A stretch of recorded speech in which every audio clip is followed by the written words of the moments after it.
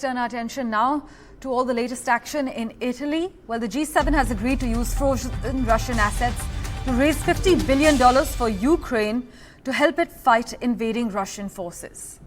Meanwhile, Prime Minister Modi is in Italy to attend this summit. This summit is actually likely to be dominated by the agenda of Ukraine and talks as far as the Gaza ceasefire concerned. But during his day-long visit, our Prime Minister will be participating in a session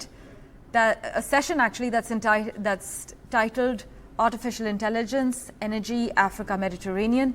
That's going to actually be hosted by the Italian Prime Minister, Giorgia Meloni, and joined by Pope Francis as well.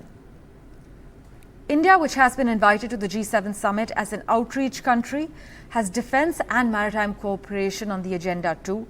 We're told Mr. Modi will meet Joe Biden as well. Vishnu Shom has the latest from Ground Zero. He reports from Bari in Italy.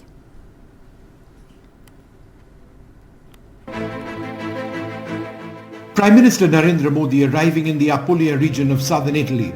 His first international visit since NDA3 came to power. He is a special invitee at the G7 meeting, a gathering of the most powerful leaders in the planet. It's going to be a brief visit.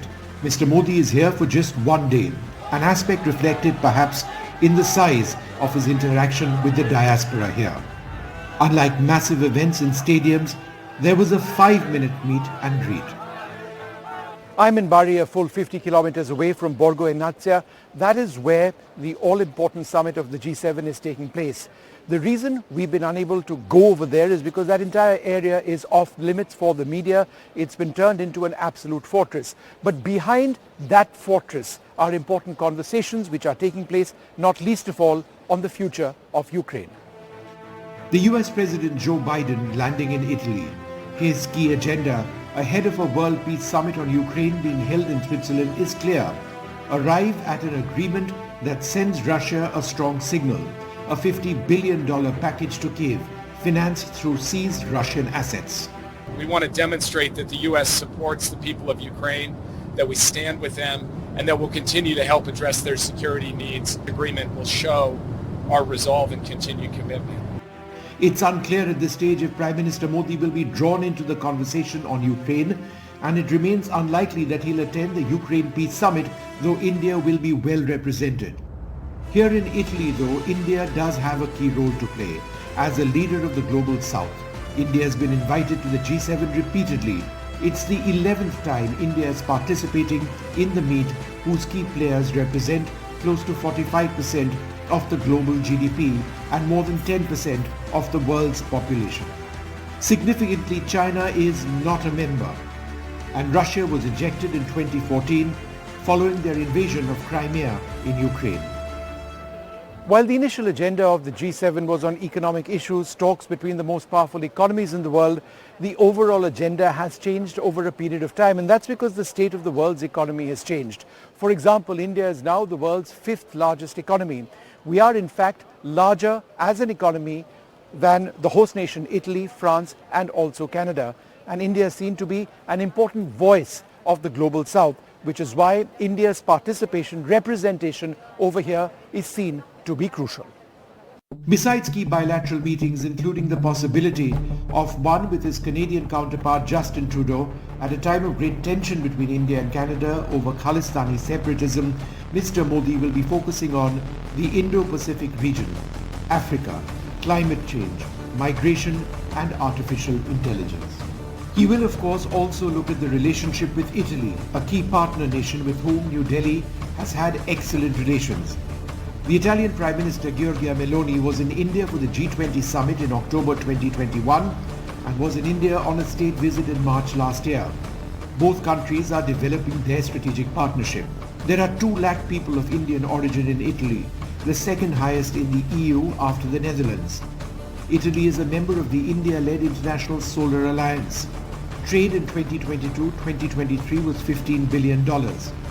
Italy is India's 4th largest partner in the European Union. India has an investment of $400 million in Italy in pharma, IT, electronics manufacturing and engineering. The G7 is an important platform because it has as members the most important and industrialized countries in the world and some of our key global partners. And for the Prime Minister, it's an occasion to reiterate the importance we attach to multilateralism. It's a platform on which he will espouse his vision of Vasudhaiva Kutumbakam and also follow up on some of the outcomes of the G20 summit that he had chaired last year. And obviously, we are also voicing the aspirations and expectations of the Global South on this platform. There's also a profound historic association in the relationship that's often forgotten. Close to 50,000 Indian soldiers fought for the liberation of Italy during the Second World War. They fought in some of the most important battles here, in Florence, Bologna and Monte Cassino. In parts of Italy, Indian soldiers are still remembered and honoured. The Prime Minister's visit to Italy at this time, within days of being sworn in for a record third time as Prime Minister, sets the stage for his foreign policy agenda. India, as we've been repeatedly saying, is an important voice of the Global South. We've had an outstanding G20 as well. Over here, there is an impetus being added to the India story, important conversations.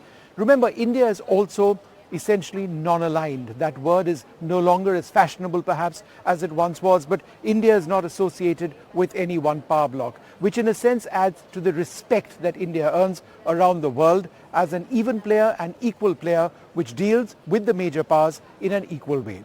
With camera person Rakesh Singh, Vishnu Shom in Bari for NDTV.